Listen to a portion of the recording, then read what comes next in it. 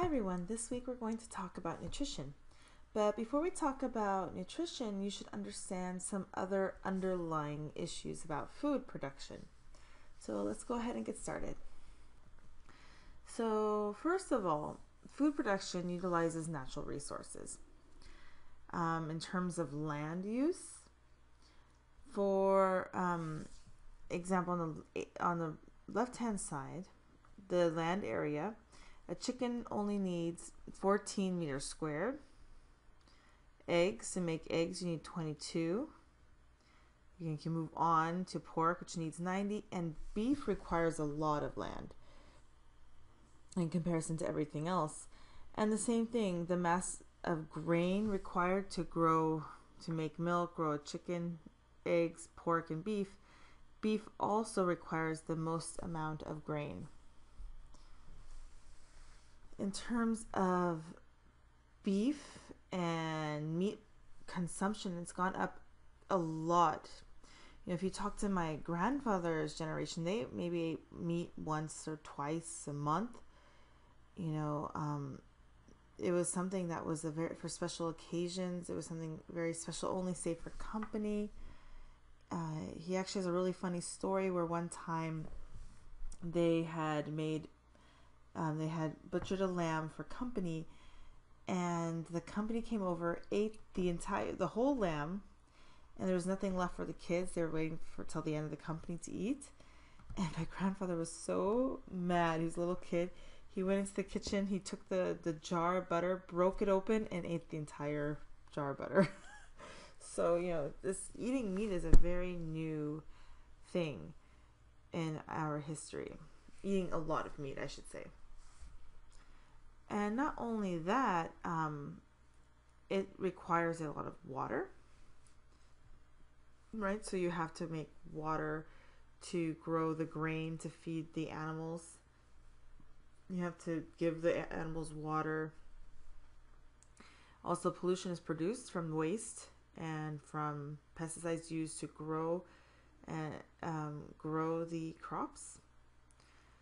Also, you get land erosion, right? Because the animals, they usually just, a lot of times forests are destroyed so the animals can have grazing land. If you look at the carbon footprint for food to reach the grocery store, and this is in Great Britain, here's 67% production at farm, right? Because you have machineries and processes that use combustion for energy. You have packaging, okay, it's about 7%. Processing and refrigeration, 5%. Transportation to distribution centers and stores, 9%. And then there's another 12%.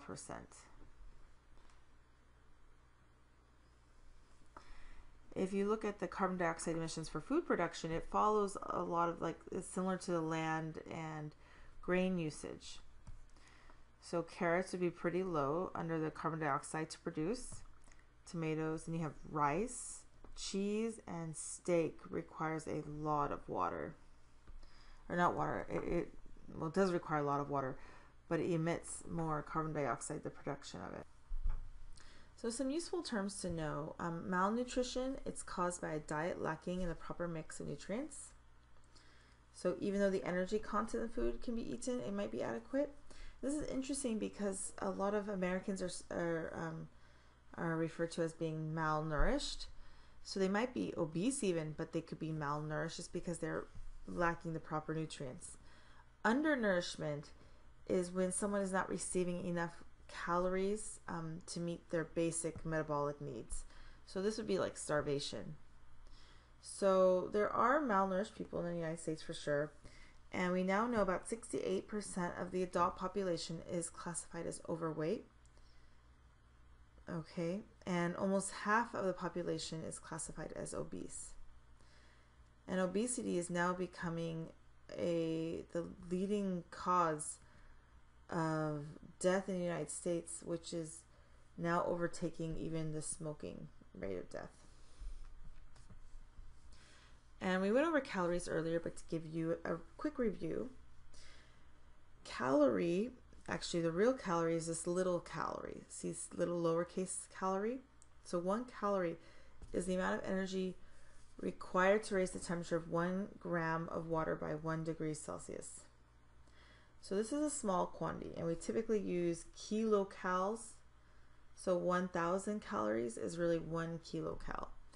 And in the United States, we usually use the large calorie, the big C, as so the big C is a kilocal.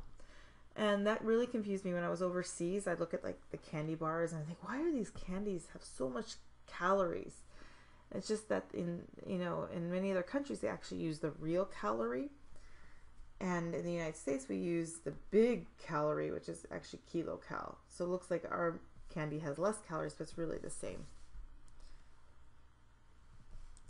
And if you look at your food labels, like I was talking about food labels, looking at the calories, again, notice the big calorie here. It's big C. So this calorie is 170. If it's little c, it's 170,000 little c calories. But you can look at your total fats, which is 15 grams for this example. You have saturated fats, trans fats, polysaturated, monosaturated. We're going to go through all of these topics in the lectures in this module. You also have total carbohydrates, which would include your fiber and sugar here, and proteins. And you also have vitamins and minerals down here. Okay, so we're going to talk about what all these things mean on a microscopic level, so you have a better understanding of these food labels. Finally, I want you to have an idea of that old saying, we are what we eat. It is kind of true. So, for example, our body is about 60% water, 20% fat, and 20% protein, carbohydrate, and a little bit, very little, less than 1% of other minerals and vitamins. If you look at the breakup of what we eat, it's similar. It's very similar, especially if you compare us to steak. Steak has a lot of water, some fat, almost no carbohydrate, and 28% protein. All right, well, I hope you enjoy the lectures for this module. I will see you guys next time. Bye-bye.